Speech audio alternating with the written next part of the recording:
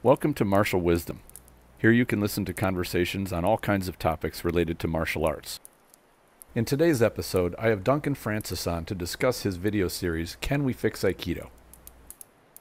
Two major things that I want to mention before we get started today. First, I want to express my heartfelt thanks to the listeners who have donated through the PayPal tip jar. Your contributions are greatly appreciated. It's the love of the martial arts which keeps us doing what we do, and at the same time, it's true for producing the content that I do on this channel. Thank you very much for your support. Second, it's been several years now since I launched the Spirit Aikido online program. Releasing new videos every few days over that time has resulted in a very large library of material. It's coming up on 300 videos, and I have more on the way. This is a great way for you to get training and practice ideas which I've gathered from my own Aikido training, gleaned from other instructors, and taken from other arts. Recently, I've covered several techniques where Nage initiates contact, integrating wrestling movements such as the duck under, guillotine, and ankle pick. There are also numerous videos on how to deal with a common street situation, the clinch. Not long ago, a subscriber requested my take on Kihon Waza, so I did a series on Aikido's Kihon Waza and added a few techniques of Aikido that I think should be considered Kihon due to their effectiveness and reliability. If you've been curious to see breakdowns of how I approach my Aikido on the mat, the videos in the Spirit Aikido online program are the best way to go. You get a great deal of content and help support the show at the same time. I encourage you to check it out. There's a link in the description. I hope you enjoy this episode. Now, on with the discussion. Welcome back to Martial Wisdom and Modern Aikidoist podcast. I'm thrilled to have Duncan Francis back on again. He put out a series of videos on Aikido Silverdale titled, Can We Fix Aikido? And he did 6 different videos, and I wanted to bring him on to talk about these at length. Each of these episodes, I definitely encourage you to go watch them, although we're going to talk about them here today, was kind of him dropping a few hand grenades and letting them kind of explode and having people think about these topics. And before we get in, we're going to talk about each episode that he did and the topics that he covered. But before he gets into that, firstly, welcome back to the show, Duncan. Thanks for having me. Great to have you here. But get a little bit into the background of what inspired you to put these together and to sort of be provocative about asking these questions and sharing your views on them. Okay, so we've had this YouTube channel for 2-3 years, and initially it was just a platform for me to be able to put some technical records up of the things that we were teaching our students. You know, this, I'm sure, same as any other kind of more experienced instructor, I'd written a book on Aikido and released some DVDs and wax cylinders and other old kind of long defunct formats and graphs on a cave wall. Yeah, that's right. You know, the cave painting, and it was interesting. It was so much easier just to send people a link, and it's, I'm an old man. Once we started re-recording things, I found myself in this weird dilemma where, okay, we're going to just do IHAMI, we're going to do the basic white belt syllabus or whatever it is, and I found myself questioning some of the things in it. Not necessarily the actual techniques, of course, but the kind of the way it was being taught. And I felt this terrible guilt. I mean, one of the most important people in my entire life was my sensei, without a doubt. He was an astonishingly authentic human being and a ridiculously naturally talented martial artist. He left school at 14, and so he wasn't a kind of a university kind of classic or smart guy, but one of the most perceptive and intuitive and authentic people I've ever met in my life, and a monster martial artist. And he just, that thought process in my head, could we do this better, felt so wrong. And I think I'd been shoving that to the back and just doing what I'd always done for quite a long time, probably 10-20 years maybe. And then when we started doing the YouTube stuff and throwing the videos up, I thought, no, this is going to be up there forever. If I show this something here, that's it, unless we actually go and take the thing down and re-record it. And I'm far too lazy for that, So started looking at some of the basics, and it kind of crept from there. And then you start seeing patterns of things that are I won't say wrong, but inherently could be improved upon or could be looked upon in a more practical way, which I think is that's probably the critical word that I keep coming back to. That a lot of the training in traditional Aikido, and by that I mean in the following kata based upon an opponent carrying a sword or an opponent that's lost their sword and is trying to take yours. That's fine, and you can use those mechanisms to teach beautiful body mechanics. But after a while, you start thinking, well, yeah, not many swords in North Auckland, and maybe we should be doing this against something, and training the same things for our students to get benefits from the same body mechanics, but for more realistic and practical exercises. And so long story short, after 300 videos, three years down the line, following groups like the Aikido, the martial science group, which I know you run, and a couple of Reddit groups, and there's a few others on social media where people, mainly like-minded people, are discussing their backgrounds in not just Aikido, but other traditional arts, the kata-based, shall we say, technical-based rather than practical self-defense-based. And then I'm kind of saying, well, we've changed this and we've changed that. And it was interesting to see the thought process from these people. And that made me think, okay, let's throw this out there. It wasn't meant to be a hand grenade, as you put it, but it certainly seems to have stirred the fish tank up. Still waiting for some of the sediment to sink. But about 85%, I think, of the responses on all of the videos, and some were more controversial than others, but about 85% has been supportive, either in principle or they've said, yes, but have you thought about it from this point of view? But generally thinking along the same lines of how can we perhaps not modernize, but just make this more relevant to a society that can take their kids out for a Sunday lunch and they'll be showing UFC and people getting beaten to death in a cage on the television. That kind of thing is now part of our day-to-day life. And to be training a martial art that doesn't even formally teach strikes just seems insane to me. So the very first one we put up, to stop me ranting, was about kneeling pins, because that was the first thing when I was doing the technical videos that we addressed. Ikkyo, Nikkyo, Sankyo, and you finish with the lovely kneeling pin and the entanglement, the gurami, whatever I do. And it's great. It teaches lovely biomechanics. It teaches the toshi, connection, all of those great things. But you could teach those probably in a better way. Now, I still have a long-term respect for the traditional thing I was brought up with, the Awama kind of background. Let me just pause you there, because I think before we get totally into the kneeling pins, and we talked about this just before we started the recording, was even the term traditional. And for me, this is something that is so, I think, misunderstood. I think it's a word used to create a romantic image of what people want to think something was like, and Absolutely. They're trying to recreate that now in our age. And it's used as an excuse as well. Exactly, and it's for people prior to the big wave of martial arts coming in the 70s and 80s, when movies and television shows made martial arts really popular to the masses. Before that time, martial arts was not really viewed as entertainment or there for the consumption of the masses. It was there for a very small group of people that were rather intent on the martial arts as what they were created to be, which was how to survive and prevail in the world of physical violence. Yeah. It did not get sensationalized yet. It was a very down-to-earth pursuit, regardless of what martial art you were talking about, whether it's wrestling, boxing, kung fu, any martial art prior to about the 70s was no nonsense. It was not.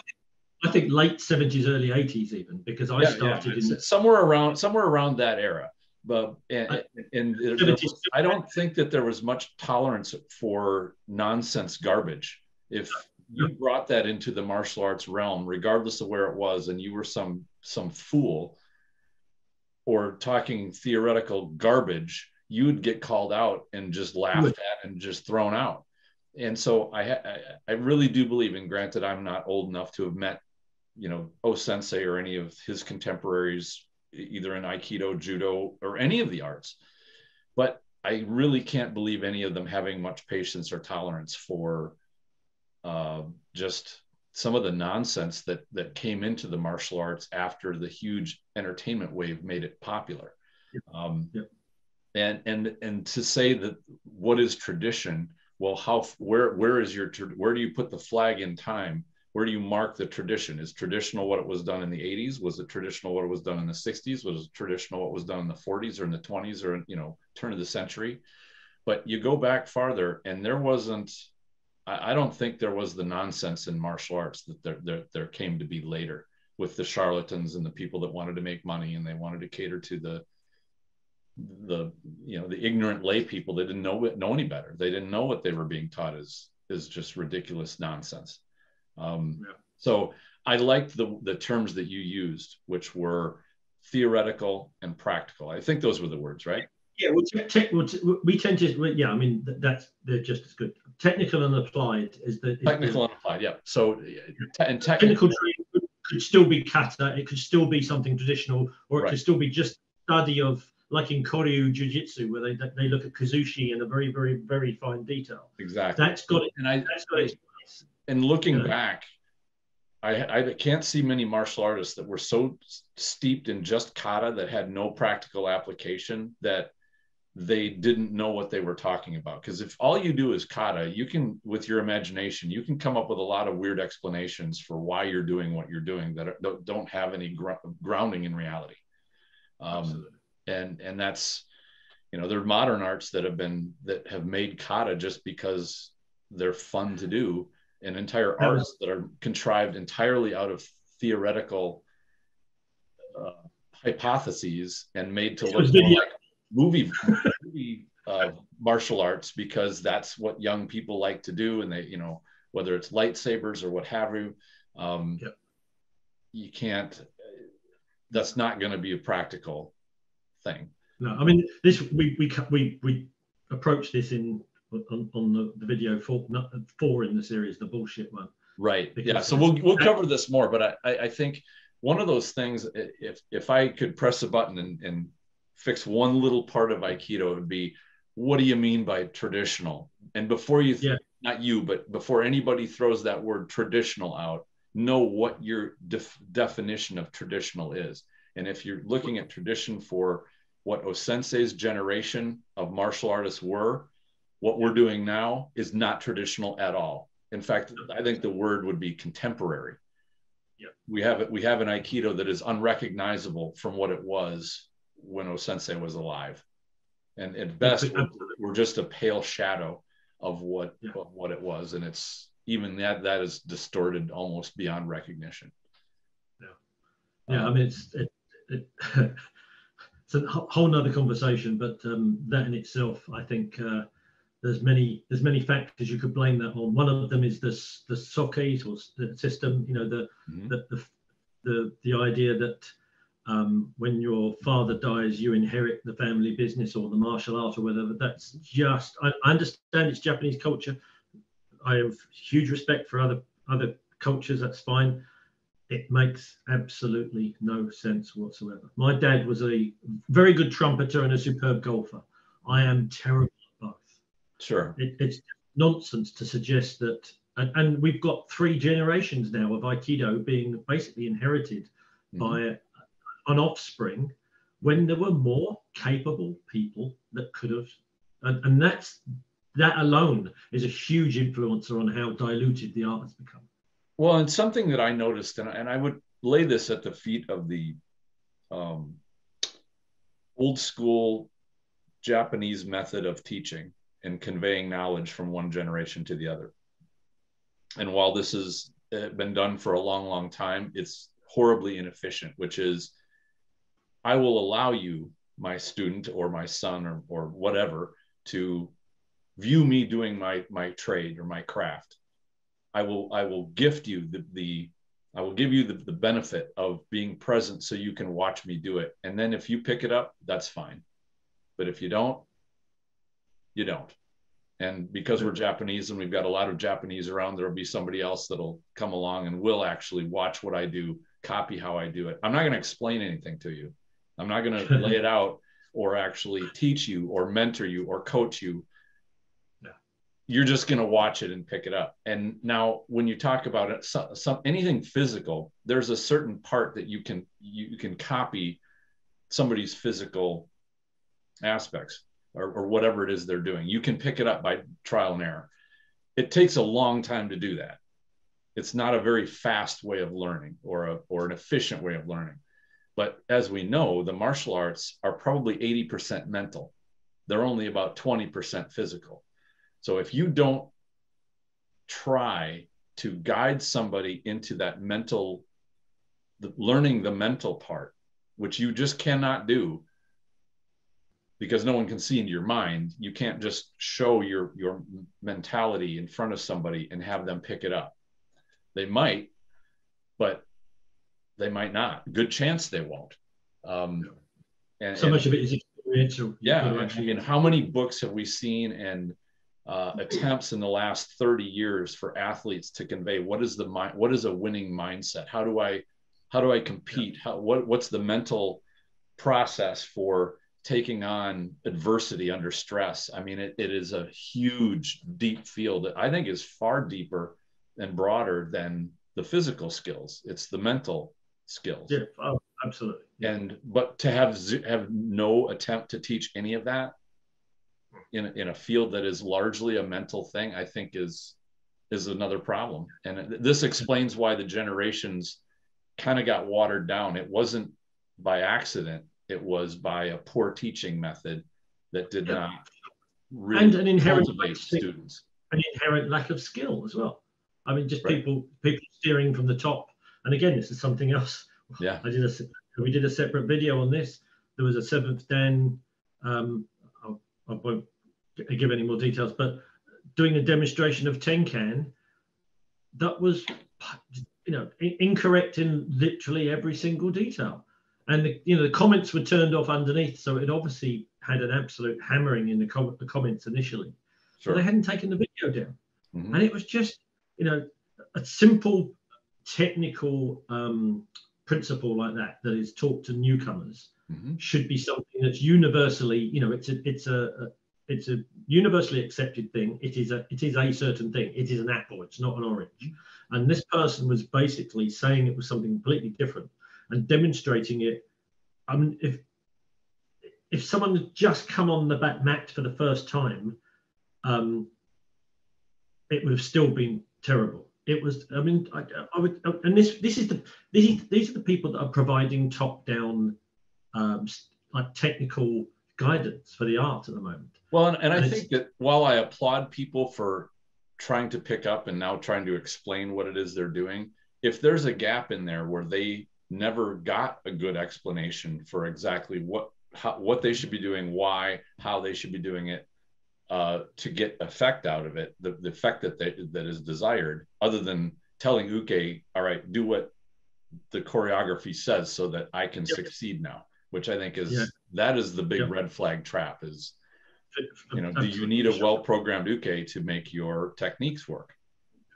And if the answer is yes, then yeah. So so we've got there are some, and again, it's probably another conversation, but there are some inherent failures in not just Aikido, but for our well, all intents and purposes, it's our focus. There's some inherent failures in the way the art is not only taught, the culture of the art, the flow of money within the art, which is very important, and the kind of the misunderstanding of some of the things that made it the art that lots of senior martial artists flocked to in the 1930s and 1940s. What people are now talking about now, these kind of existential self-help kind of ideas, if you like, bore no relationship whatsoever to the cleverly adapted Daitaru, or whatever you want to call it, that O-sensei was initially doing. None of his original students were just mugs off the street. They were all decent martial artists. They knew someone that knew what they were doing, they wouldn't have just followed any old dude, you know. Mm-hmm. I mean, my upline is Kenshiro Abe, who was, you know, 19-year-old Japanese unbeaten judo champion, an astonishing natural ability. He was the one that O-sensei supposedly pinned on the train with one finger. Mm. Again, you know, and for all the people that, and I've heard this debate come up periodically, Yeah. was O-sensei really the real deal, or was he some kind of a charlatan, I think faker, or a what they call it, like, yeah, like, did he just master being able to put on a good show? And again, I've not seen any of these challenges. I've only ever read some accounts of them. Some of them differ a little bit, but what seems to be the constant thread is that very high level, very experienced, competent martial artists would challenge him, and he accepted them. So he clearly was not averse to the competition idea of being tested by somebody. He wasn't a big guy. No, and he wasn't a big guy. Of course, the Japanese at that time were generally not big people anyway. So he was small even by Japanese standards. He was right. 4'11". But when these people were bested, and almost all of them were, I don't recall ever hearing a story where O-sensei was overwhelmed or overcome. But when they were done, they almost all of them said, "I need to become your student. Please, can you teach me?" Like, to me, that is a testament of, and this wasn't like he was doing it at some sort of sideshow circus thing where he was taking kids and you know, people off the street that had no experience in impressing them. He was impressing serious martial artists.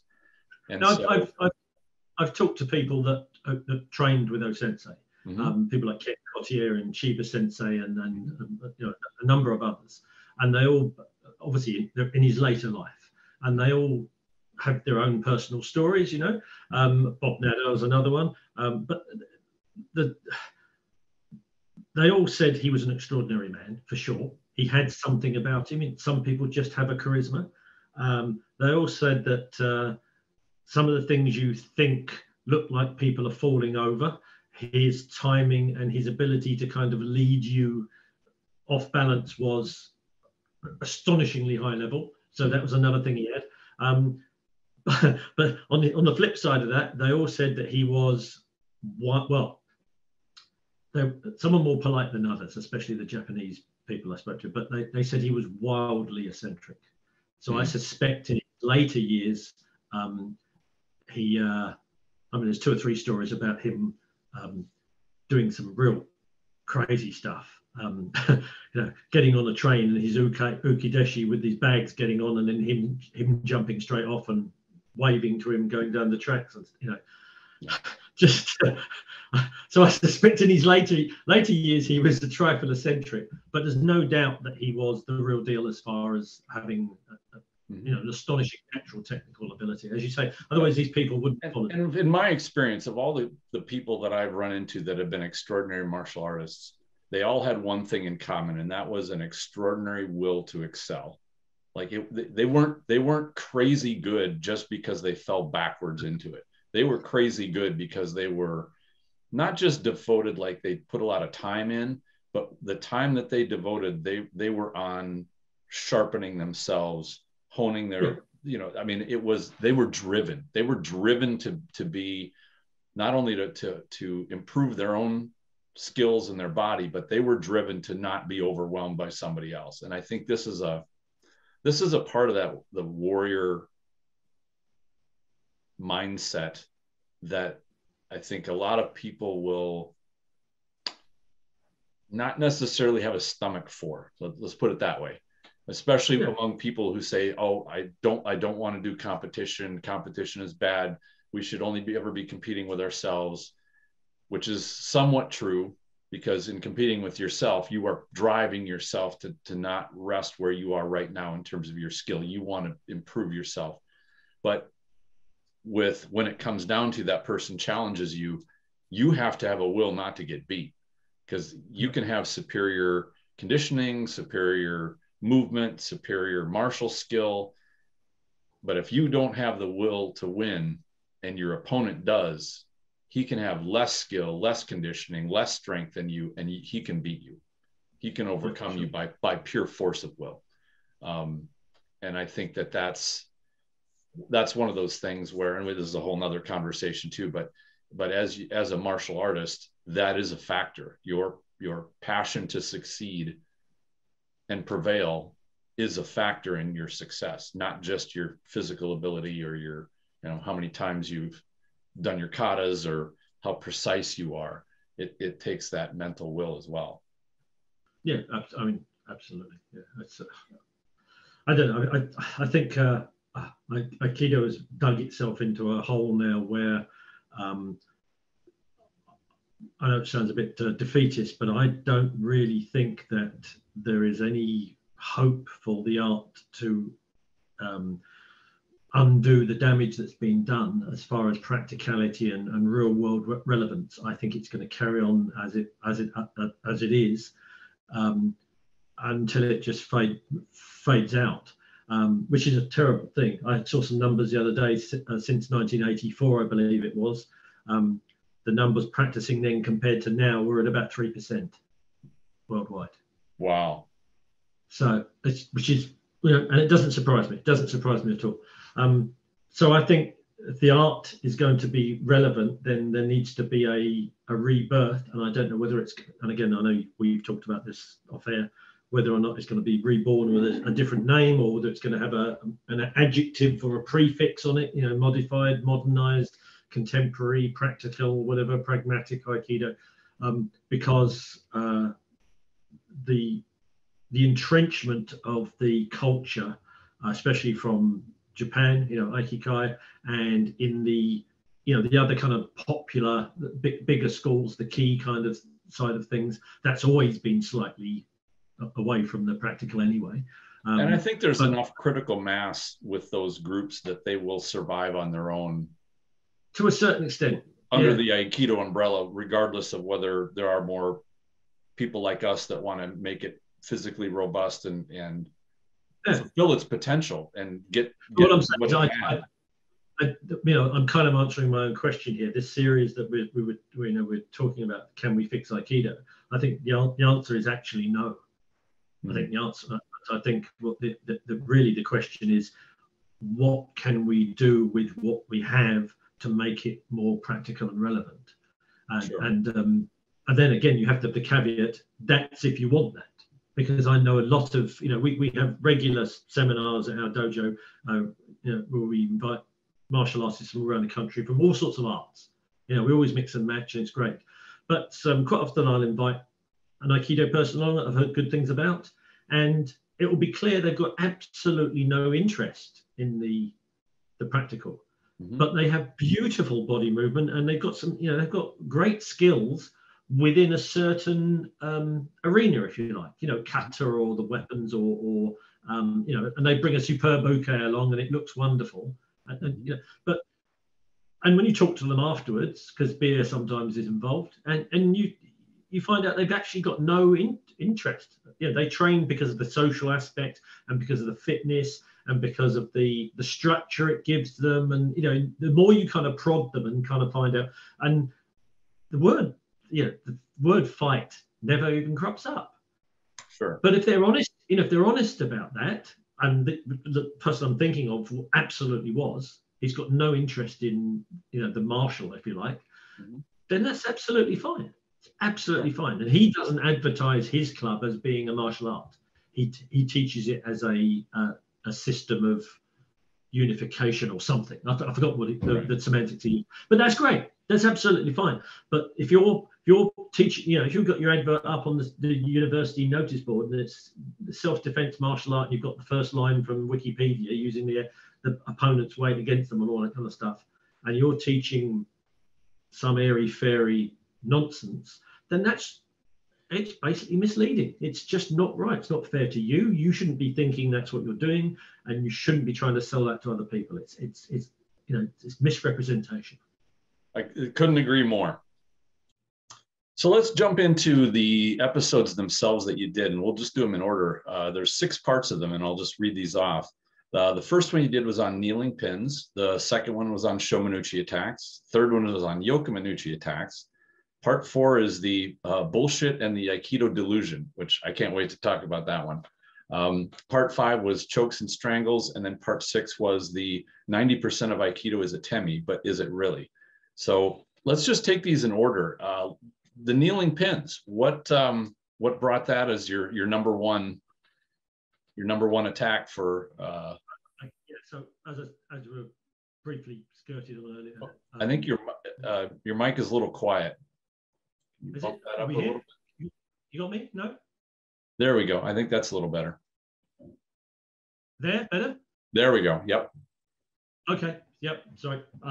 Yeah. So as we said earlier, the initial idea about putting the YouTube channel together was so we could put our technical stuff up for students to have a reference for. You know, they could do a class, and then you can say, "Oh, look, I'll flick you the link later on, so you've got some reference for it." And it works really well. It's a really good way of, you know, especially for people that don't see and copy. You know, they need multiple inputs for the same thing to reinforce it, like myself, you know.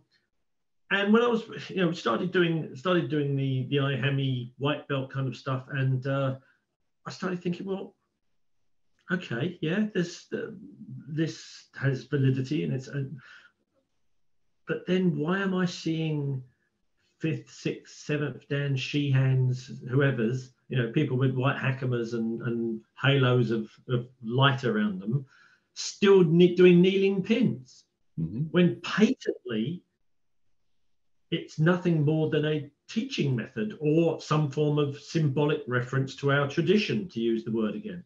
And you know, if I'm going to do an Ikkyo, for example, style shoulder pin to keep my opponent on the floor, the very last thing in my mind is to kneel down in his armpit, even if I've got a decent angle on his shoulder and all that kind of stuff, because there's a good chance then at the 180 degrees I can't see, one of his mates is going to be wandering up and kicking me in the back of the head.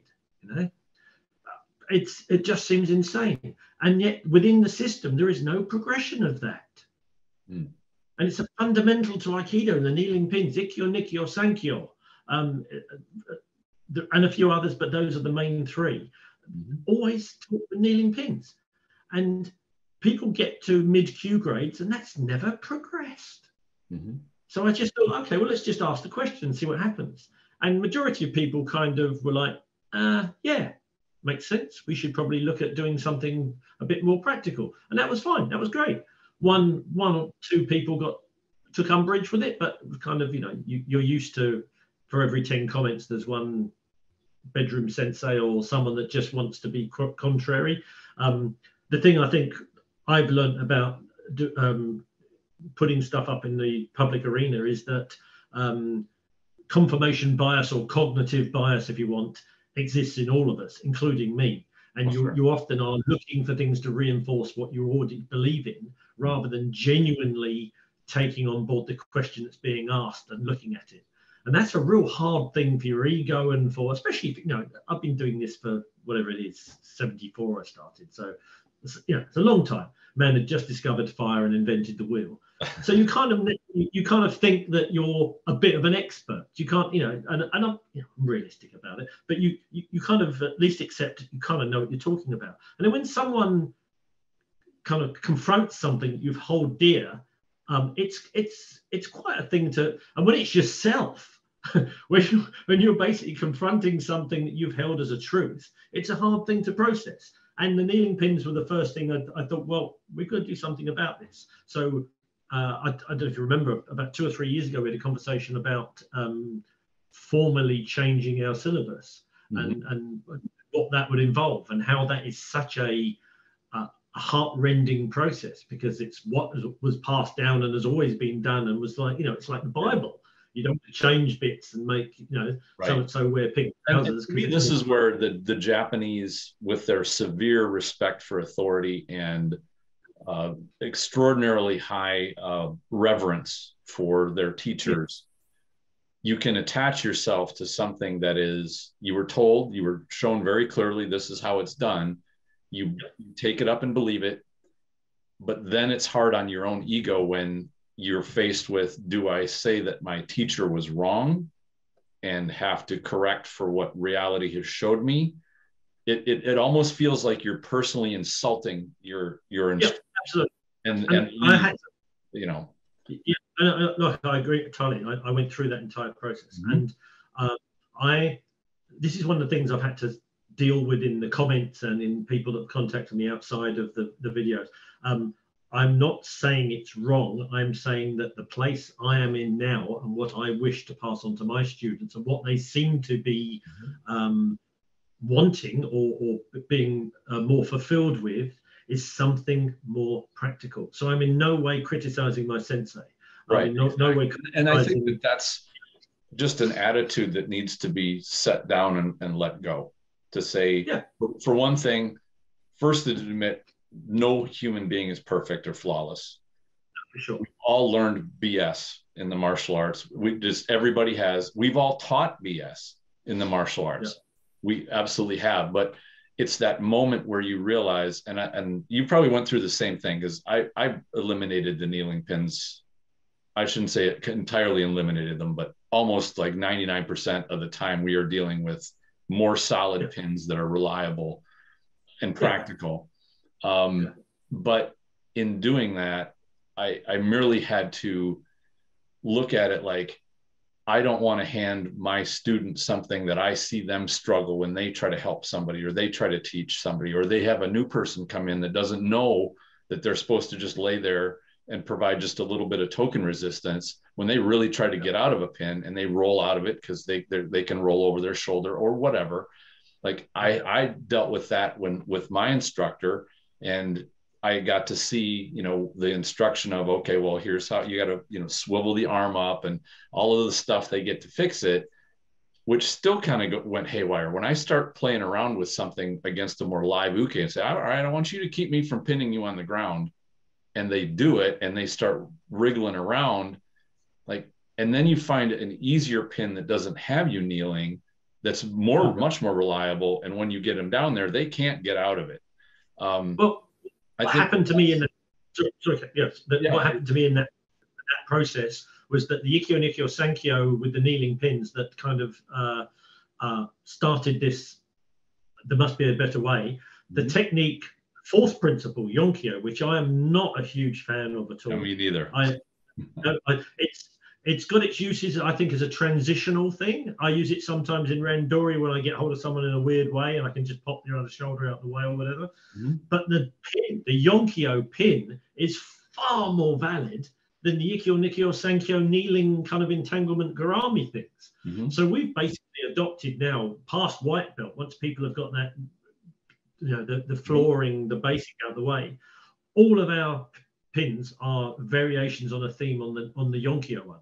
Because you are upright, you've got the leverage, you've got the spiraling of the shoulder forwards and down. You can readjust if they try and tuck their knees up. I mean, it's far more efficient, and it still effectively was something from within the system.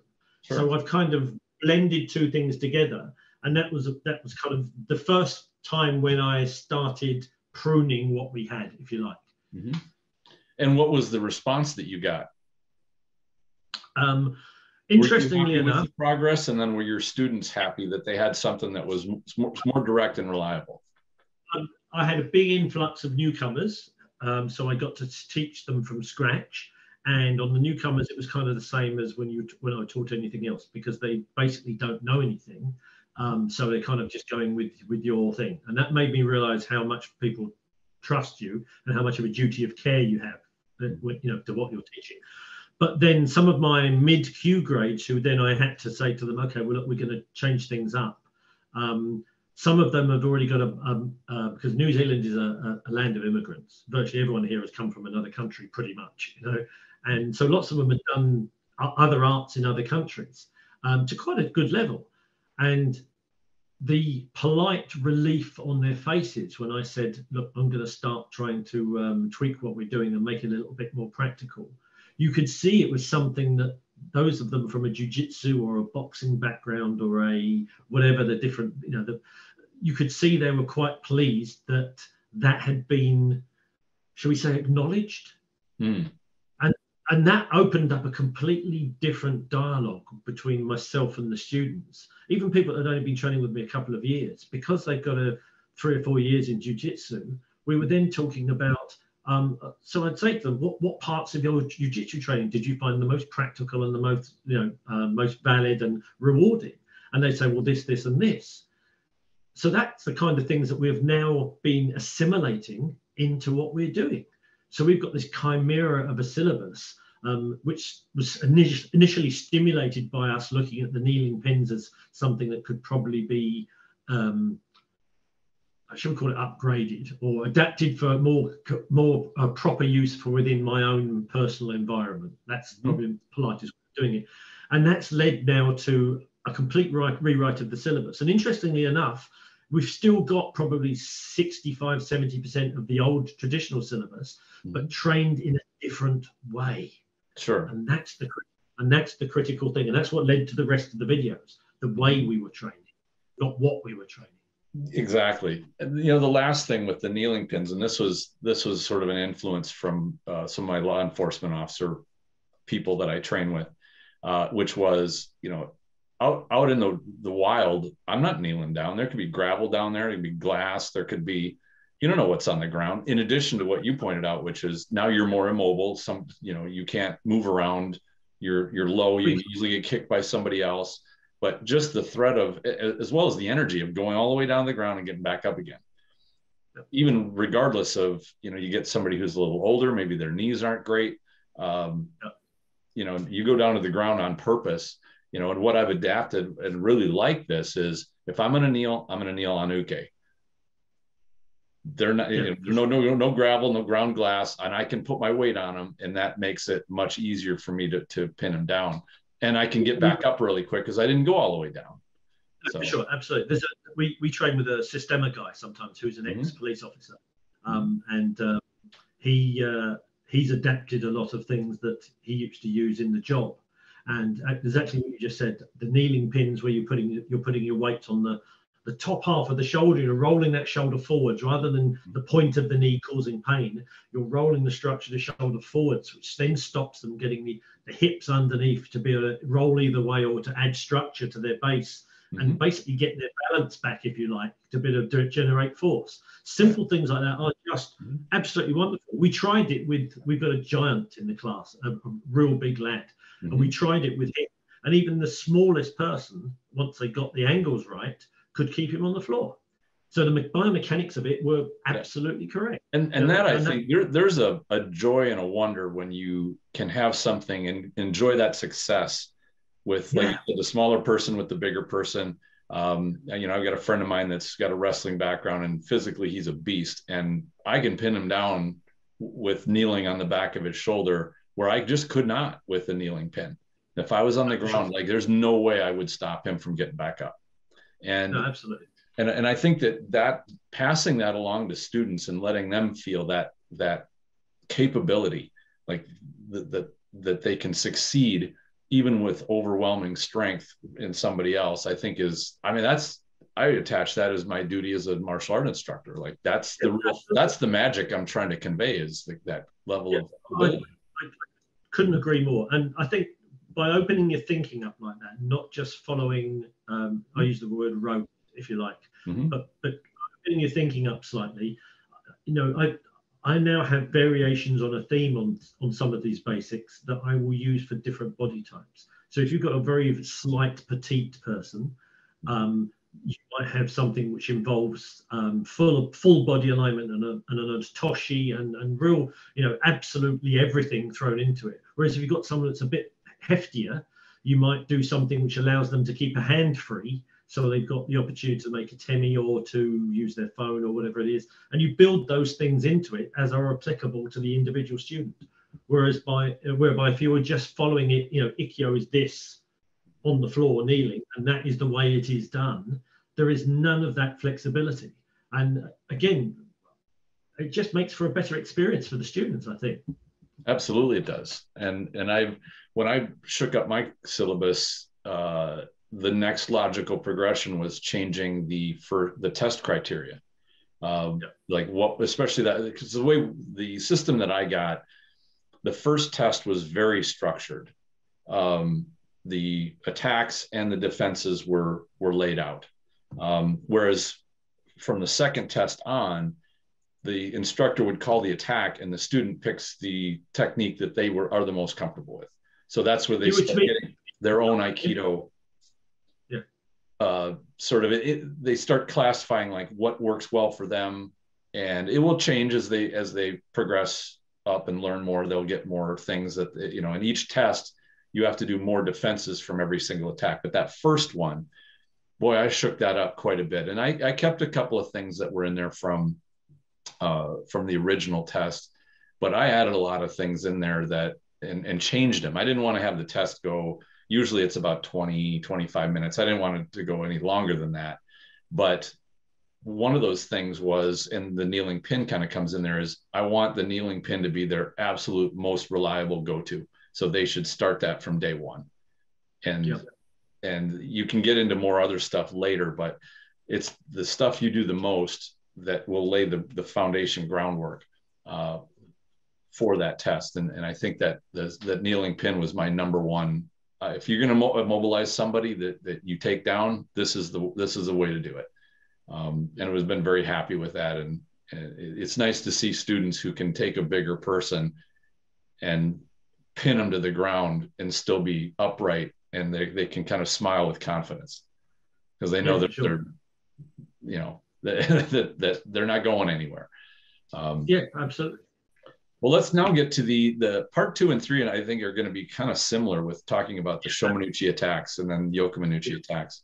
Well, let's go after Shomonuchi attacks first.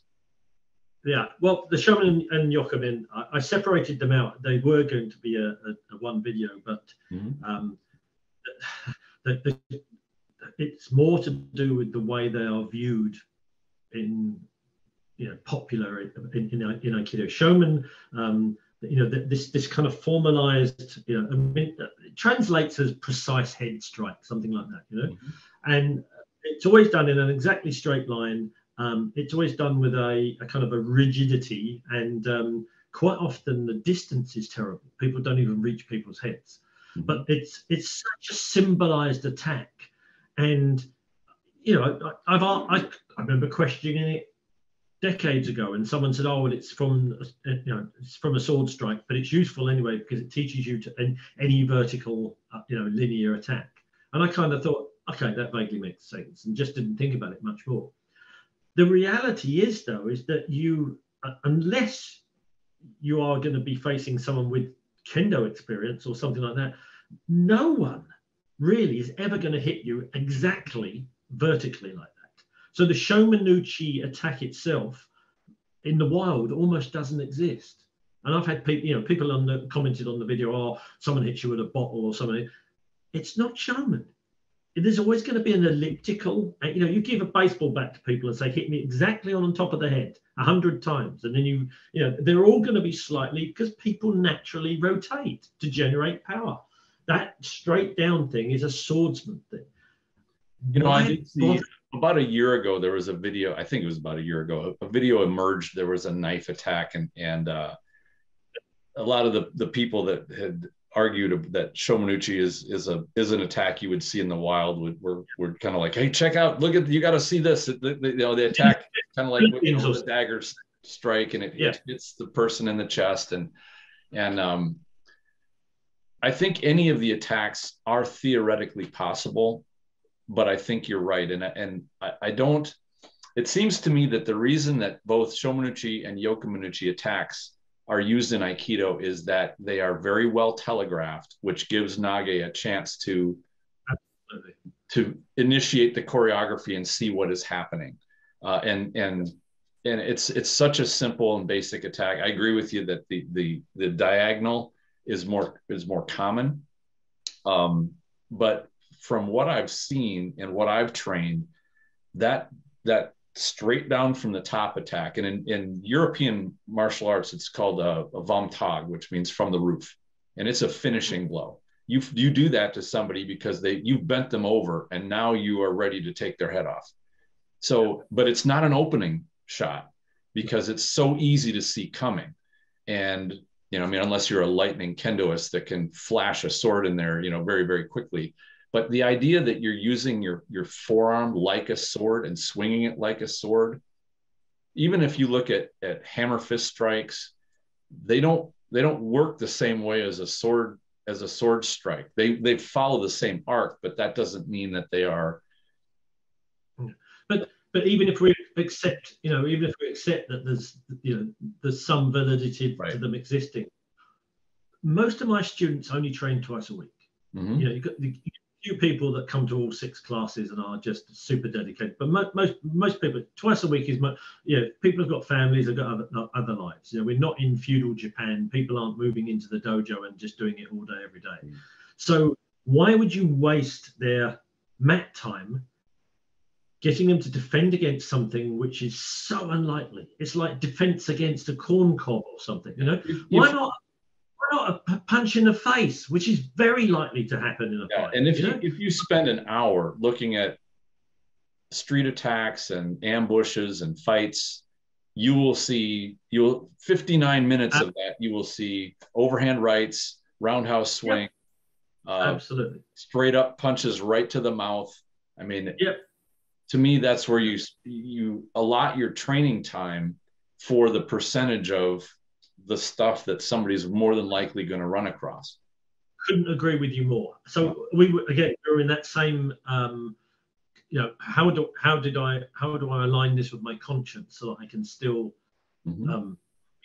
keeping to the principle of the Aikido. But so, I mean, we've been doing this for about 3 years now, and so far it's been very successful. It has meant that some of the techniques have had to fall by the wayside because it's simply not practical. But it meant we brought some other things in from Daitaru and from things like that, which are still very much Aikido in their principles and their, their underlying movements. So Shomonuchi we've replaced with basically Jodansky. So a jab to the face. Sure. And we will start that off with a front arm jab. But then as people get a bit more proficient, we mix it up so you don't know if it's coming from front hand or backhand. So you don't know if you're going inside or outside. Mm-hmm. And it just becomes, and it means that for less experienced people, we can do it with an open palm strike to the forehead or something. And they still get the distance. They still get the threat of something coming into their head. And, we've got the rule that all of your strikes, you intend them to land. You could be going 50%. You can, but your intention is that you are going to hit that person. And we never want to see an airy fairy thing that's just being put out. There's no point in that whatsoever. Sure. So we always have that intention of strike there to make the training valid, even if it's watered down or adapted for the level of the person you're training with. And it's worked fine. Some things with Shomonuchi have made it quite difficult. I must say I still do the Yo Sensei for the Ikkyo and Nikkyo Sankyo, where you instigate the attack. So you're flicking out a back fist or an open hand to try and get your partner to make a flinch reaction. Then you're catching that arm and taking that into a technique, because I think that has real use. That's second phase fight stuff, but it's still really so that's in our Shomonuchi as well, in that level of training.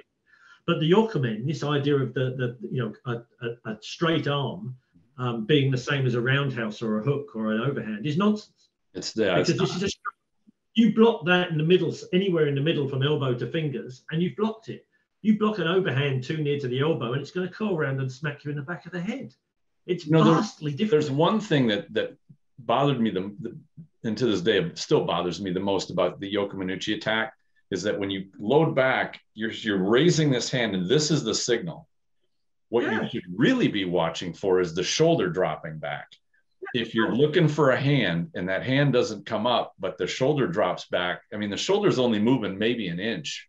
Or, I mean, if it's a big load up, it'll be a couple of inches. But if you're looking for a big hand and don't see the shoulder because you're not used to looking for the shoulder, like the shoulders, don't watch the hands. Hands are quicker than the eye. The hands will deceive. But if the hand is low and behind, it's the shoulder that's going to give away that the hand is coming.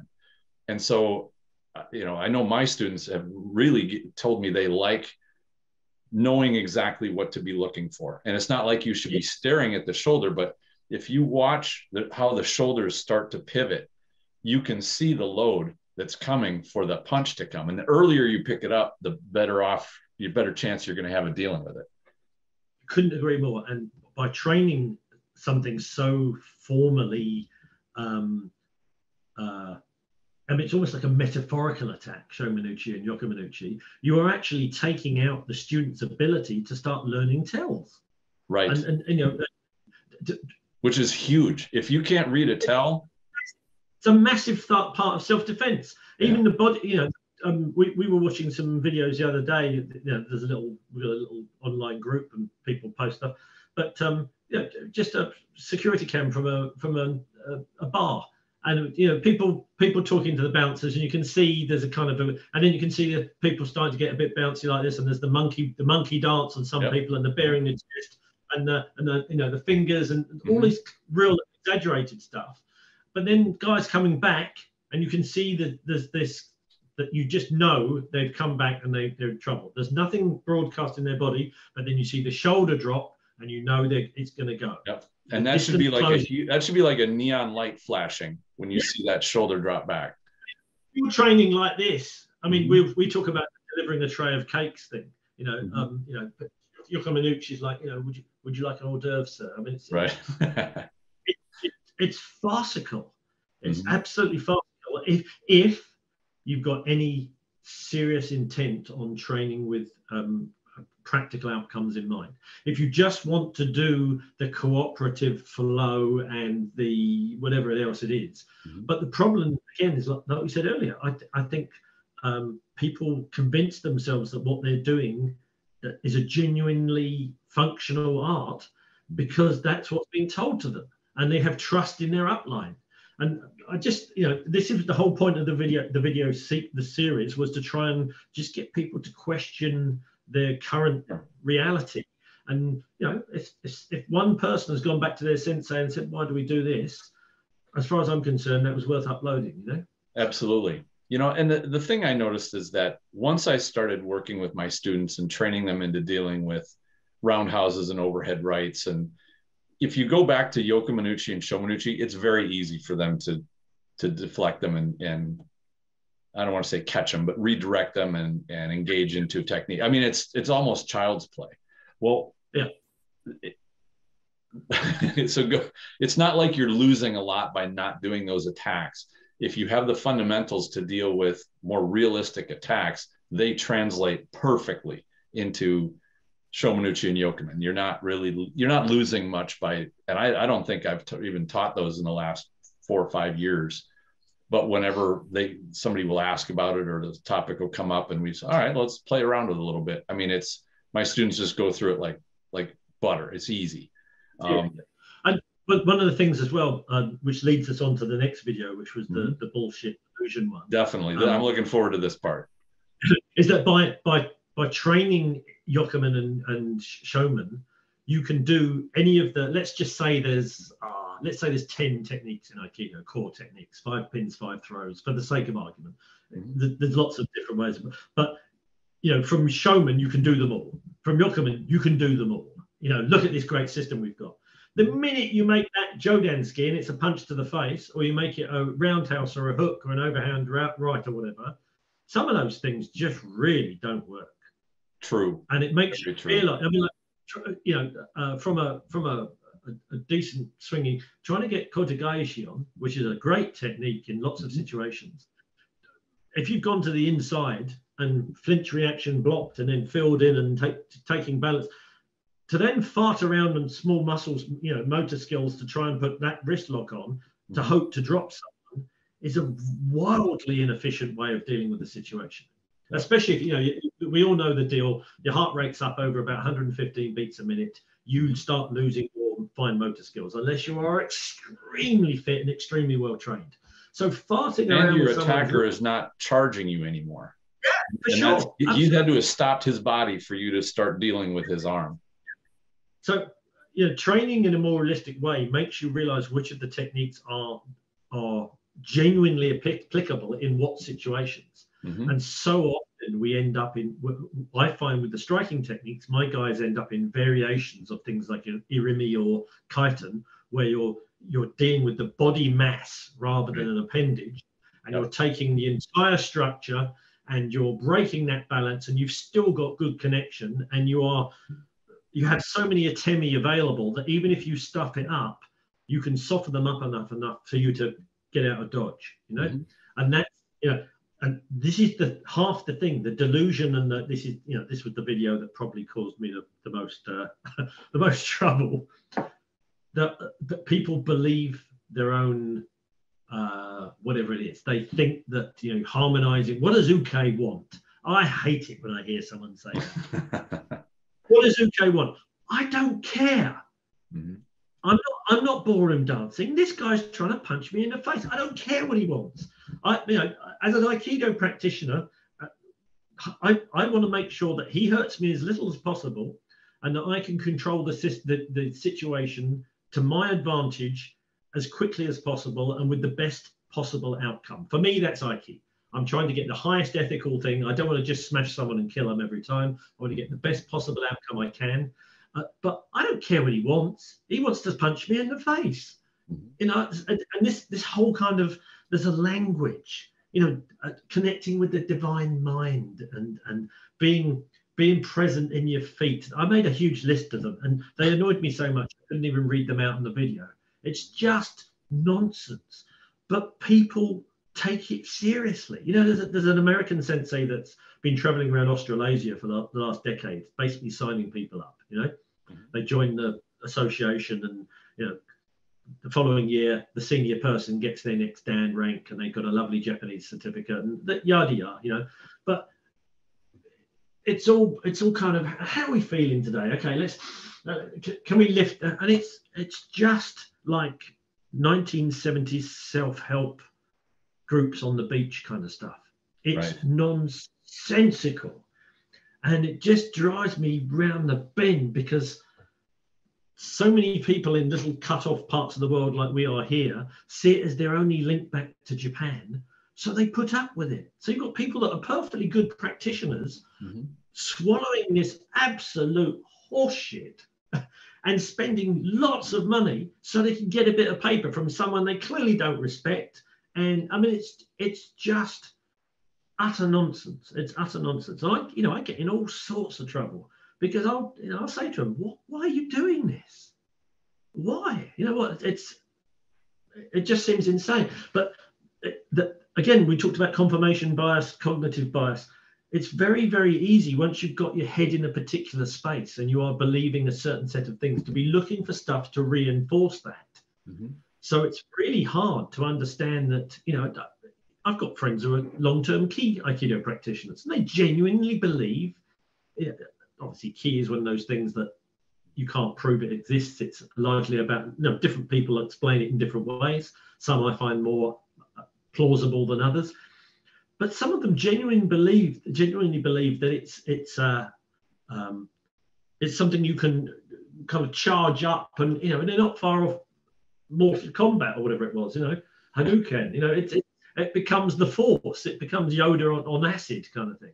One thing I've noticed, and we've got a Ki Society group here in the city that I'm in, and we sort of crossed paths in the past. It's been a while, but the one thing I've noticed is there is a part of the Aikido realm, and they kind of really like this part of, they don't want to be part of the martial art aspect, but they like doing these kind of Ki-based sort of I call them parlor tricks, where you can kind of impress one another with, look at how biomechanics sort of work based on your attitude and your mental outlook, which there's a certain validity to the mind driving the body, absolutely. Yeah.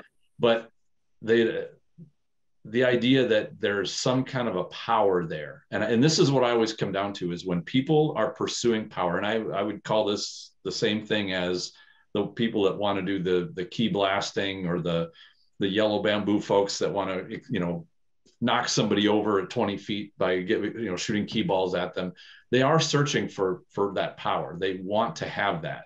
And you get off in the weeds somewhere, and you get these groups that are claiming they can teach you how to levitate, how to heal your body, how to walk through walls using Ki, and all these other things. But it's still at its root the pursuit of some kind of a power. Of course, they so want to believe it that they'll put aside their basic part of their logic that says, how on earth am I ever going to be taught to walk through a wall or to levitate?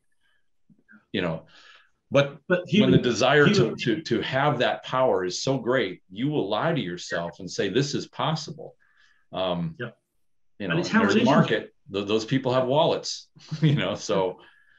I mean, religions, cults, I mean, people will suspend logic because they want to be part of something which gives them a hint at a possible, as you say, a power or something, you know, unachievable. And not only power, but fantasy is seductive because it gives you what you want to hear, not so much the truth. And you know, this is the Russians have a great saying, and it says, "I would rather be slapped with the truth than kissed with a lie." And I think that the martial arts have catered to many people that want to be lied to. They want to be told that they can have access to this tremendous power, but in the end, you know, they find out that no, it's not. It's basically like a group hypnosis of a no, for sure. And it happens in lots of different lots of different areas of life. I think Aikido particularly suffers from it though because of the nature of Sensei post-war. His him talking about unifying the world through peace and unifying the world through the martial art of Aikido, which when you think about it is kind of okay. How do you unify people through a martial art when it's, you know, I mean, maybe I just don't have the mental capacity to understand. I mean, but there seems to be so many kind of ununderstandable things within Aikido that can be kind of sprinkled into sentences to make whoever it is in the current upline appear to have enlightenment or knowledge or some kind of superior, and people that are looking for a guru or they're looking for a leader or they're looking for something to base their whatever it is on, and everyone has an aspect of that in them, I think, just follow like sheep, and just because, you know, and then the next generation of people start spouting the same nonsense. I think this is really a terrible thing in Aikido. There's so much of it. Right away, you know, as you said, unbendable arm and the projection of ki and weight underside and all of those kind of things, whilst they are based in, if they were explained through biomechanics and practicality, they're valid. But when they're explained as if it's some kind of Yoda-like, you know, force, it becomes nonsense. Well, and I think that's what we're talking about is the proclivity for basically cult behavior, where you get a group of people that will basically tell each other lies that sound really great, and they want to believe them, and people gather because they want to believe in that fantasy delusion because it sounds fantastic, and you know, unfortunately, by coming into a realm where there is an expectation of being able to defend yourself. If you're looking for power, you're looking for it for your own benefit, flat out, whether they want to admit that openly or not, that's what it's there for. Self-improvement, that's about becoming more powerful. And then to say, well, but I would never use it, or I would, you know, then you get into the kind of the pacifist realm where, okay, why would you develop a power that you're never going to use or you refuse to use because of, you know, some kind of an ideology? And that's not to say that I think that there's a discipline, and this goes back to ancient Greece, where the idea was that the perfect human being, and at the time it was males because they were the physical part, but I think this applies to females too, especially in our age. It is, you need to have the power to protect yourself. You need to have the power to at least have a chance, not to say that you need to be invulnerable, because we know that that's impossible, but you should have the power to protect yourself, your family, your community, not be helpless. And that's kind of a duty. If you don't have that, the only reason you live is that you were either lucky, you never run across a serious threat, or you're just hopeful. And I find that luck and hope are not strategies. You know, No. Or you hope for the mercy of a predator or of somebody who is strong, and hope that they will let you live, or allow you to keep whatever it is that they want from you, and decide not to take it. But what I was saying about going back to ancient Greece, it talked about, you need to have prowess and strength, but it has to be tempered with philosophy. It's not a replacement. Training physically is not, you can't replace that with being spiritual and being a philosopher. Because then, I think Plato said this, is basically then you're just weak, you're helpless. Yeah. Whereas if you have physical prowess and you don't have the temperance and the philosophy side, now you're just a brute, and you don't want to be either one. You need to have that perfect meeting of both. That is the great thing about Aikido as an art, I think. Yeah, and I think that echoes almost all warrior cultures. I mean, there were some exceptions but usually within them, the warriors needed to have a code of loyalty and a code of duty. They weren't just, sadistic monsters, because they needed to fit in with society. And there were times when warriors did not fit in with society, like the Romans. They had to keep the legionnaires busy and not let them back in mass into Rome, because there was a lot of chaos that happened there. But without getting too much into history, I think it's one of those things to check of, to say that, can I test what I learn objectively?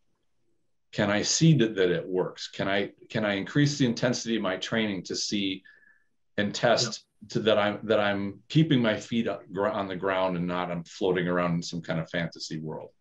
And this is where I will often hear the resistance of saying, well, I don't want to get into live training, or we shouldn't do that in our dojo, or that's too dangerous, or don't want to go there. Unfortunately, if you're going to learn to swim, you're going to have to get wet sooner or later. Otherwise, you really don't know if you can swim. You can't do it. This is one of the problems with arts like Aikido, because people are never challenged. Mm-hmm. This is why these delusions, if you don't want to call them that, and the bullshit can carry on, because it's not like you're saying you can do this and then next week you've got a fight or you've got to go in the ring or whatever, and mm-hmm. someone beats 10 belt crap out of it. Mm-hmm. And you can say you can project ki, or you can whatever it is, can connect to the divine mind, and no one ever knows any different. Right. So it's this is one of the issues. So we've talked about this before, the idea of pressure training and putting what you're doing and what you're teaching under duress, and there's benefits to that in many levels.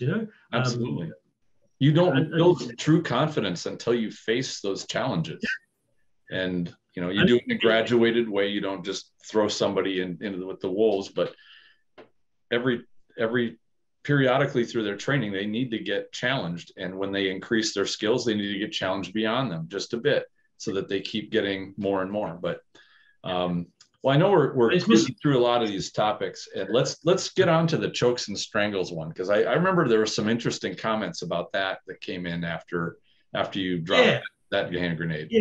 Well, for me, as I mentioned earlier, when we started dealing with the modernized strike, shall we call it, modified strike, so replacing Shomen and Yokomen with punches and roundhouses and stuff, one of the things that clearly became apparent is that passing the arm and getting to the back, which is a basic of jiu-jitsu, it was something that just became inherent in the training.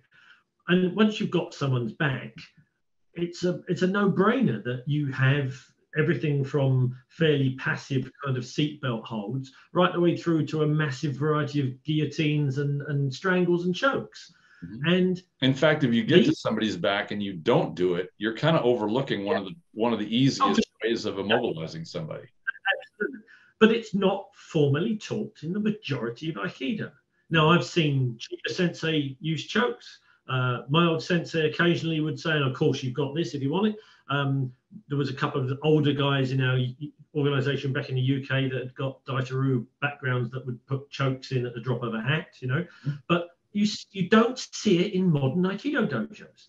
And you have something like a Rimanagi on, and they'll have the big, you know, the big kind of formal straight. That's a choke waiting to happen. And it's like, yeah, why aren't you just putting that? You know, why aren't you just putting that on? There's a million kind of just joking, for God's sake. Why do the big throw? You know, and they're all saying, oh, you've got to step through on the throw, and you've got to put your feet. You don't need to. You're behind him. Put the stroke on, take the balance, and wait until they start tapping. It's you know, it just seems illogical. So you know, I threw in it fact, out. I would say this too, that I think it's funny to me how many Aikidoists view that throwing somebody to the ground is being kind to them. I think that's one of the hardest hits you're ever going to deliver on somebody is hitting them with the planet. And throwing them down is proven to be, that is where a lot of the injury and even some of the, I don't know if they call them that over there, but over here they call them one punch deaths, where somebody, you get in a fight, they'll hit somebody, they'll fall over, hit their head on the concrete, or they'll hit their head on something, crack their skull, and it'll kill them. Yeah. Falling to the ground is inherently dangerous. Whereas you get passed through and you do an Ariminagi and you throw them, that can hurt somebody, but you come behind and get them into a choke. You can set them down very safely without any injury. You don't even have to choke them out, you know. And that to me is more Aikido than throwing them against the, you know. Exactly. That's the point I was getting to is, you know, okay, are we examining how really we are taking care of our attacker? Or are we... in the video, because I did it at the back end I just shot it during one of the breaks because we were talking in one of the seminars, and I had Christian from just give him a plug, from J1 Jiu-Jitsu. He's been supporting our seminars for 10 years. Great guy. Also one of my Aikido students at one point. And he was on the mat, and I just said, look, just grab someone while I'm talking, just do some just from an eye hammy, just go in, and he just did some various kind of chokes, just very kind of, you know, off the bat and quite loose. The technical slagging he got from people. The thing on YouTube, people will argue with the thumbnail, they'll argue with the title before they've even watched the video. Of course. And then you'll make a point in the video. The whole point of the video might be, why aren't there chokes and strangles more commonly practiced in Aikido? No. What people will be commenting on was the guy demonstrating or doing some chokes in the background to show what I meant. Oh no, that was sloppy. That was terrible. That was white belt jiu-jitsu. It's that, you know, you could say it's the cognitive bias thing, but it's just this inability to address the thing that people are actually talking about, you know? Right. That sounds like it's a bit confronting. I want to talk about something else. I don't like the fact he had a grey gi on. You know, that was another one. What? I mean, you know, it's just, and that shows the mindset of the majority, the majority of Aikido people are so entrenched in the popular culture that they find it very confronting to even open a discussion about things that may or may not change. And it's very, very, that to me is I found it quite depressing at first, but now I realize, having mixed with and had interchanges with people from other arts, that it's the same the world over, and not just in martial arts, but in golfing and in frisbee golf, disc golf people, and in synchronized swimmers I talk to. If it's not done the way that the majority of people do it, there is a bias. There's a, you know, people get their feathers ruffled.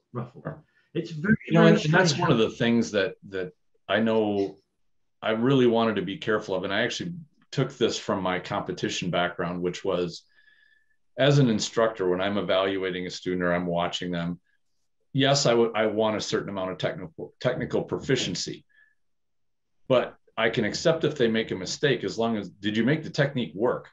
Did you figure out a way to get the function you were looking for? Like, that is, you know, I would say priority 2. Priority 1 is don't get hit. Save yourself and get to a safe place. But priority 2 is make it work. Did you have to fudge it? Did you have to? Because that's going to be the reality of chaos and the reality of violence. It's not whether you were technically perfect or even technically solid. It's did you succeed? And you can be technically perfect and fail, which to me is a real problem. And that's you know, we can go deeper into that too, but I do want to get to the Atemi one, but go ahead.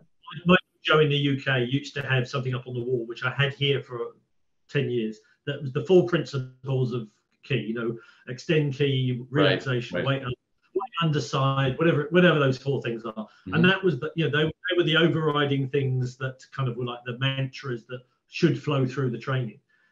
That now is gone. And on I removed that from mine too, even though I'm from a Tohei background. So yeah. You know, we had that all over the place. We have move out of the line of attack, take the balance, react appropriately. Mm-hmm. And they are the 3, everything we do now, I keep pointing at the board. Do you use Shodo Seizu, the control the first move? That's one that I inherited that I really like, and I'm getting more on that all the time. No, don't. Yeah, it was one of the principles. I don't think it was from Tohei. I don't know exactly where the source was, but to me, it's almost the lost. We could probably do a whole episode on this one. Control the first move, because you see Sensei do it, you see Gozo Shiota do it. Yeah. You see Koichi Tohei use it. I mean, it is they take the initiative. Yeah, I mean, if you take the initiative. So if you're making, for me, that's the definition of irimi, mm-hmm. which is, you know, a core thing for Aikido. I always describe it. I know irimi literally means to enter through the body. For me, sorry, I thought I'd turn that off. For me, irimi literally means retaliate first. So you're making, you know, my ex-wife, everybody, sorry. I'll stick it in the drawer. There you go. You can't have any more money. You can't have any more money. It means preempting. You know, mm-hmm. You've got to. It's like we were saying. You've seen the tell. You know something's going to happen, mm-hmm. and you're preempting that. And that's a lost thing. For actual fights, quite often you don't have a chance if someone's coming and squaring up to you. Or you often won't see the first thing that happens. As a musician, I've been on stage or I've been loading in and out or whatever, and you get people square up to you or something starts. And it's normally the second or third phase by the time you've got yourself together and you're actually, in your head, you're ready to deal with it. The initial thing quite often comes out of nowhere. So it's for me, it's quite rare that you can even make that first initial preempting of the violent event, if you like. You know, and I don't have it. I don't think there's any way to get a solid number on it. But from what I've seen of self-defense situations, the person who moves first more than likely will win. Absolutely, yeah. And the idea that, and this is one thing, and perhaps this would go into the Aikido delusion part, but the idea that Aikido is only defensive and is a reactive art in my opinion, is a disservice. In fact, it's false. Yeah, it's nonsensical. Yeah, and again, this leads us on to the last video, really, mm-hmm. with the idea of Temi.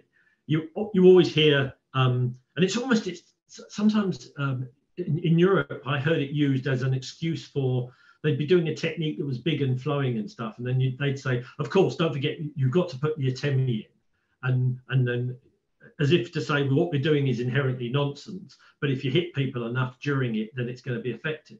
Right. And 90% of 95% or 70%, whatever the number is, I've never actually seen a source for that quote, by the way, mm-hmm. and I've really looked for it.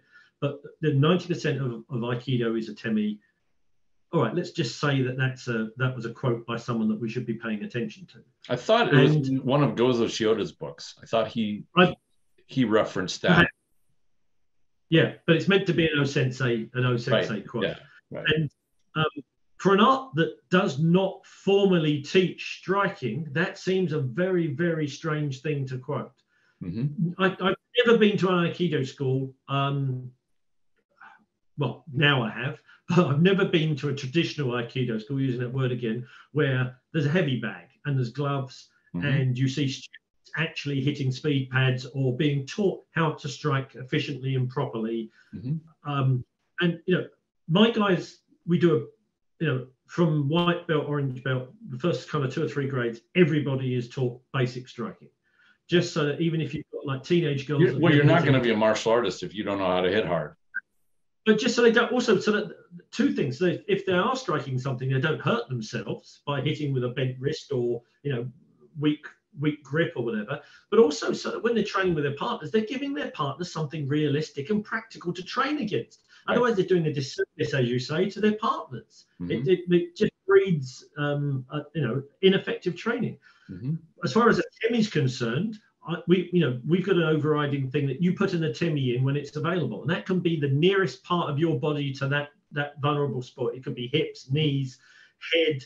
If someone's putting a strangle on and goes near your mouth, you bite it. Mm-hmm. That's an TEMI as far as I'm concerned.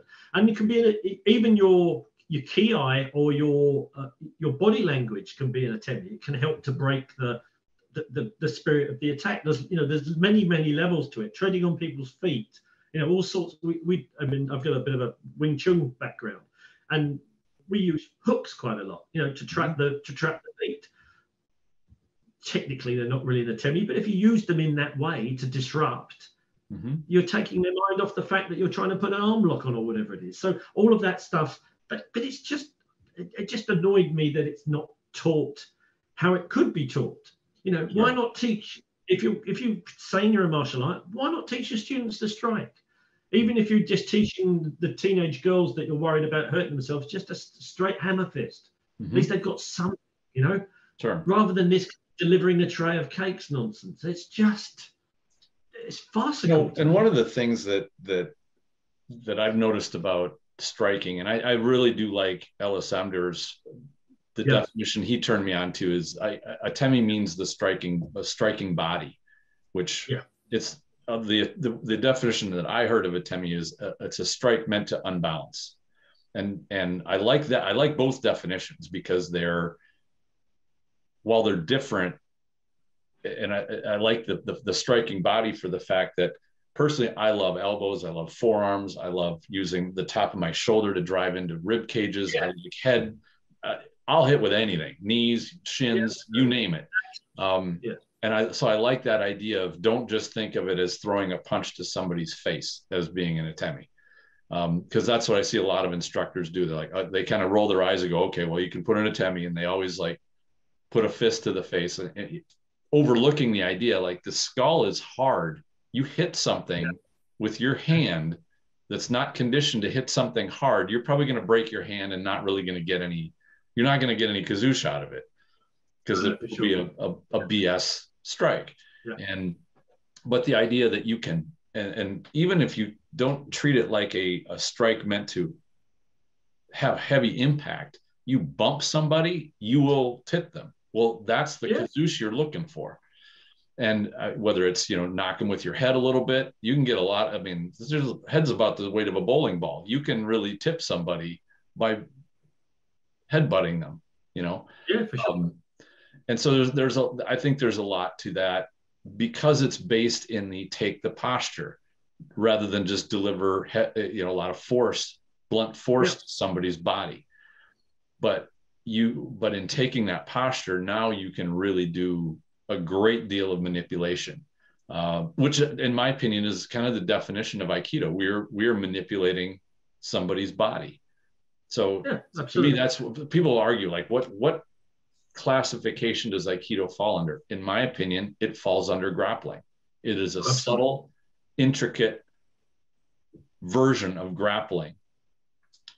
Basically a standing grappling style, which is why I like catch wrestling and some of the stuff that wrestling brings to the table, because that's exactly what they will do. They'll do that standing manipulation. Same principles. They like taking their opponents off balance. They like, turning and twisting and using good footwork. And there's so much there that I think abides, by that without just, of course they don't throw a fist in somebody's face, but there's a lot of strikes that happen in old school wrestling. Uses of the head, shoulders, arms, to deliver shots to the body. But I do think Atemi is, it frustrates me when Aikidoists kind of turn their nose up at the idea of Atemi. And granted, you don't use it on somebody that's being polite to you, which is oftentimes their training partners. You have to gauge how to deliver it, but you need to know to target it, deliver it with control, and then practice it on pads so that when you do let loose the power, you've got the power. Absolutely. It just seemed such an odd thing. It's such a mantra that is quoted, this idea that 90% or whatever it is of Aikido is striking. Mm-hmm. But then there's no evidence that is even part of the technical system, let alone the applied system. And it just seemed such an anathema. It was just insane. And again, I think you saw the video, you saw some of the comments. People were saying, oh, well, Aikido doesn't need to be fixed. Your Aikido does. And it was like, well, yeah, it's kind of what I'm saying. Mm-hmm. The Aikido I'm doing, I'm trying to make it feel more honest. Well, I think the thing is that when you talk about violence and fighting, striking is the coin of the realm. Like, you can't be so sophisticated that you cannot deal with striking. If you don't have a partner that's doing actual striking, like good, decent striking, you're not going to learn how to deal with a decent striker. Absolutely. Yeah. And you can see that with the MMA stuff. There's been phases of the jiu-jitsu guys wanting to take everything to the ground, and there's been striking guys and kicking guys. But ultimately now everybody has to have, no matter how good their groundwork is, even the good groundwork guys have to have some striking, because that's just the reality of two people squaring up to each other. Feet and legs are going to go first because that's the range. You've got to bridge a lot to get in close enough to take someone to the floor. Absolutely. I mean, there's more videos in this series to come. But that's what I wanted to ask you is, what have you got coming next? We've got 2 or 3 things that are we're not sure whether we're going to break them up into separate videos or whether we're going to make them into a single kind of concept. Or one is about the name, the branding. So if we assume that the art is going to be the art and that's it, what do we call the new, more practical, more pragmatic, more relevant, more based in reality art? What answers on a postcard kind of thing, and I'm hoping that in the comments someone will come up with something and I'm going to go, yes, that's the word I've been looking for. I've been using modified in inverted commas. I hate inverted commas, but I've been using that for about 3.5 years, I think. Okay. I know it says practical Aikido. I know modernized Aikido. There was another guy, Aikibudo, he's been calling it. I got a few issues with that because that could kind of mean more than one thing. There was another guy who found a brilliant Japanese word, which for the life of me I can't remember because my Japanese is terrible, but it meant something along the lines of like progressive or evolutionary or something, Okay. So I feel like there's enough people like yourself and myself, and there's lots of people in various groups kind of hiding on the internet and are, whether out in the open or people like myself that have got nothing to lose, therefore are just kind of saying, look, this is what we're doing, let's talk about it. I don't care because I don't care if no one ever gives me a certificate again. It's because it's irrelevant to me. What I've gotten from people that have messaged me privately and even on the forum and whatnot, I think there are more of us coming. Yeah. Oh, it's a growing thing. Absolutely. And more of us gathering than people realize. It's yep. Sorry. I've had even a couple people message me that are on my Spirit Aikido online program that have written me and said, wow, you give me stuff that I can start changing how we train in our dojo and add fun stuff to it. And they've told me, like, it's changing the the kind of the mood and bringing a fresh kind of air to what we train, which is really great. So, you know, and I know that there are other online programs out there, teachers that are sharing like you are, that are sharing what you're working on. I think that this is going to keep going, and it's going to, it's interesting and engaging, and that's what it needs. I think it needs a branding, though. It needs yes. a name for it to hit that critical mass. Exactly. Otherwise, it's not a thing. It Right. needs to be, okay, we're all doing modified Aikido, or we're all doing whatever it is, the Aikibudo or whatever, so that then people know it's a thing. And it's much easier for people to, because it exists as an entity then, rather than as a kind of vague. I agree with you. Like, I've racked my brain over what to call it. I really don't know. I mean, and this would not be a good name to choose, but basically, to me, it sounds like the difference between Aikido, which is alive, and Aikido, which is dead. And by dead, I mean it's just it doesn't have the heart of that. That warrior part. It's great choreography, it's pretty, but that's all it is. I mean, this is one of the things we're going to try and adjust. I mean, if you look at art history, you had the Dadaists and you had the Bauhaus and the Russian constructivists or whatever. Until there was a name for what those particular people were doing, they didn't exist. Once there was, you know, the abstract expressionists. That's what I'm doing. I'm doing the pointy, you know.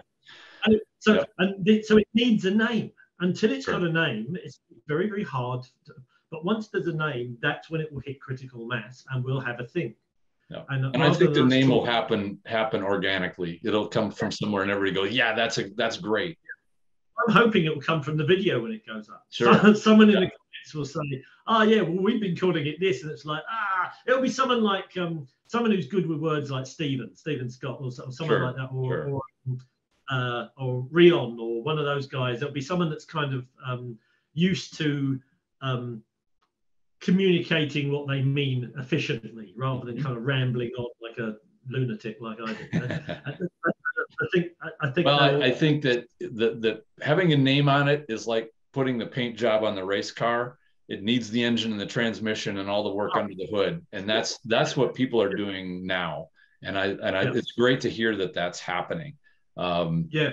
You know, because I remember 4 or 5 years ago, people were like, "Well, how do we improve the image of Aikido?" I'm like, unless you do the hard work, that when somebody walks in the door, they don't laugh their way out.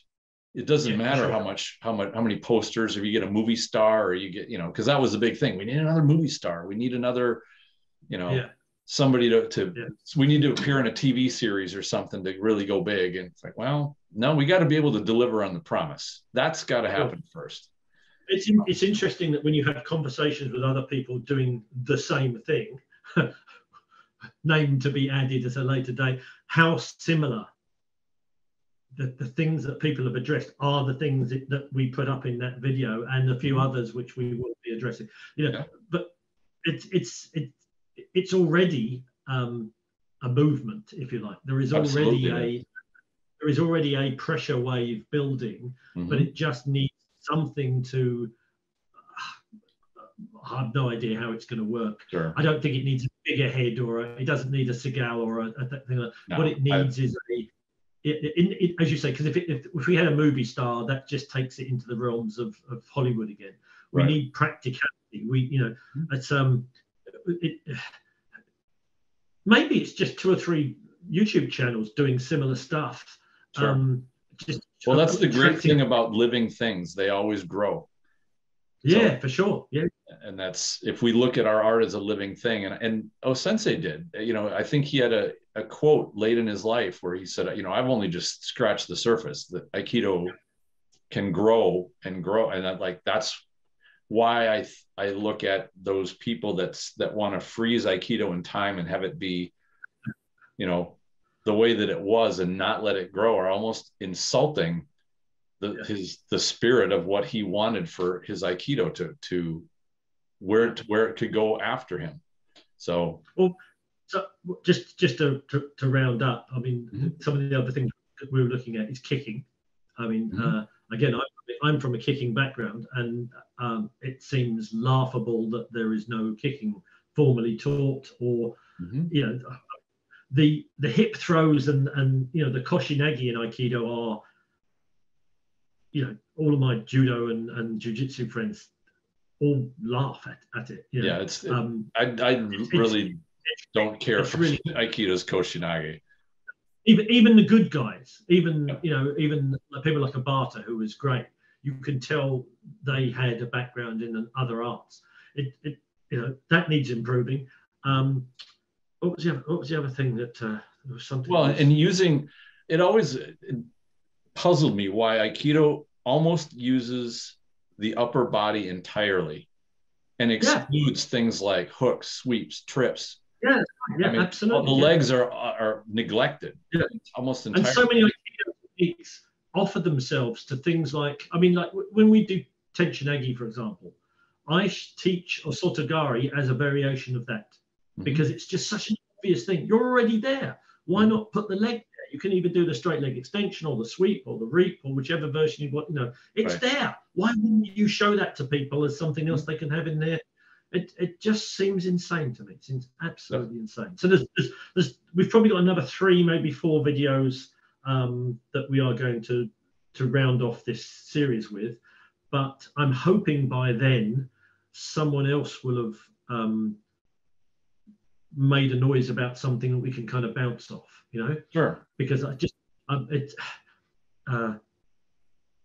getting back to the branding, until there is something that people can get behind, at the moment it's isolated pockets of people and ambition, or whatever you want to call it, vaguely communicating in a kind of a loose network. Until there is until there is an actual movement, I think it's going to be a slow process getting traction. I mean, it's fine for us because we bring it within our own dojos, and that's really all that affects us. But it would be nice to affect some actual change upon the art for what I think is the better of the art. Sure. Well, I think that's happening. It may just not be happening as quickly as we like, but forward progress is still forward progress. So that's the exciting part. While people like you are still kind of, you know, hunting down people and talking about this stuff and getting people thinking about it, at least we're, you know, it's out in the open. It's not something that's being swept under the carpet. Right. And that's the first step, is realizing it's possible. Like, that's probably the most disappointing thing to me when I hear Aikido people will resist by saying, Aikido is never meant for that. It's can't be used for self-defense. It's useless in a real situation. Like, it's like they're giving up. Like, yeah, they've almost admitted that what the art is complete bullshit, and they're fine with that, and they want it to stay that way. Like, to me, that's such a defeatist sort of attitude. And you know, I disagree. I think it has a lot more potential than where it is. You know, and there are some great practitioners out there that are the real deal, and they're, like you said, they're kind of quietly doing their own thing, sort of by themselves, and to the point where a lot of people don't even know those people exist. And you know, there are a few out there, but as we gather together and start, you know, learning how to bring Aikido into the modern world and still keep its principles and its effectiveness, and learn to build its effectiveness, to me now that's starting to see Aikido's true potential. Yeah, absolutely. And not treat it like an antique or a relic. So, no, well, cool. Anything you wanted to wrap up with? You got a few more episodes coming. Anytime, any idea when you're going to have those out?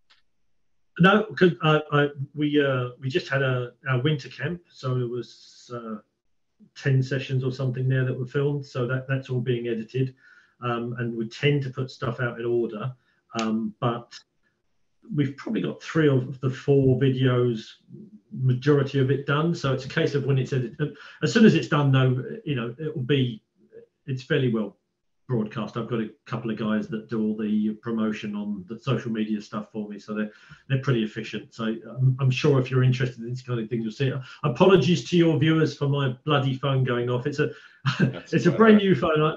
I dropped my other phone in the bath which was, yeah.